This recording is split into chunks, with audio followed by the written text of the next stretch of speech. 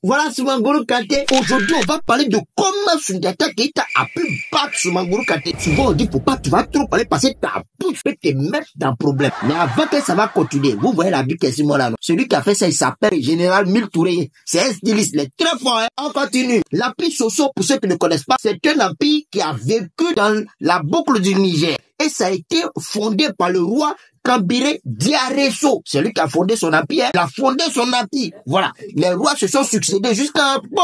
Ils sont tombés sur Soumangoro Kanté. Il était tellement puissant même. Il y a certains mecs qui l'ont surnommé le roi sorcier. En tout cas, c'était l'homme. Ouais. Zipa. Donc, Soumangoro Kanté maintenant, il a commencé à régner. Il a tellement régné que l'empire a atteint son apogée en 1230. Il y a des choses.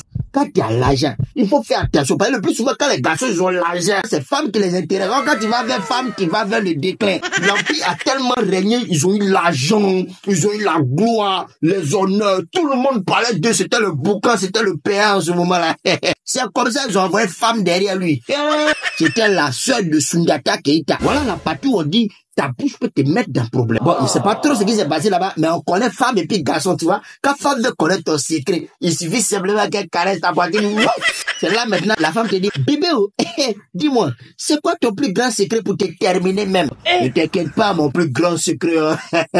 Si quelqu'un veut me battre, mais faut qu'il m'achève avec un ego de coq. Bon, pour ceux qui ne connaissent pas un ego de coq, vous voyez, les pattes de poulet là, non. Il y a un ongle quelque part en haut qui est isolé, on dirait Madagascar, là. C'est ça qu'on appelle un ego de coq. Quand il a fini de dire, elle aussi, elle a pris son pied, sa bouche, au lieu, elle va fermer. Elle est partie dire ça à son grand frère, Soundiata Keita. C'est comme ça, Soundiata Keita dit, ok.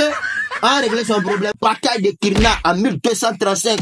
Ça a commencé à chauffer. Pour bataille, pas pardon, j'ai dit le Moro commençait à lancer les flèches, les machettes, les épées. En tout cas, tout ce qu'ils pouvaient lancer, ils ont lancé. C'est là ça maintenant que Soundiata Keita, il a visé Soumangoro Kanté. Quand il a envoyé flèche, au bout il y avait un ego de coquin, ça a touché Soumangoro Kanté, il a disparu.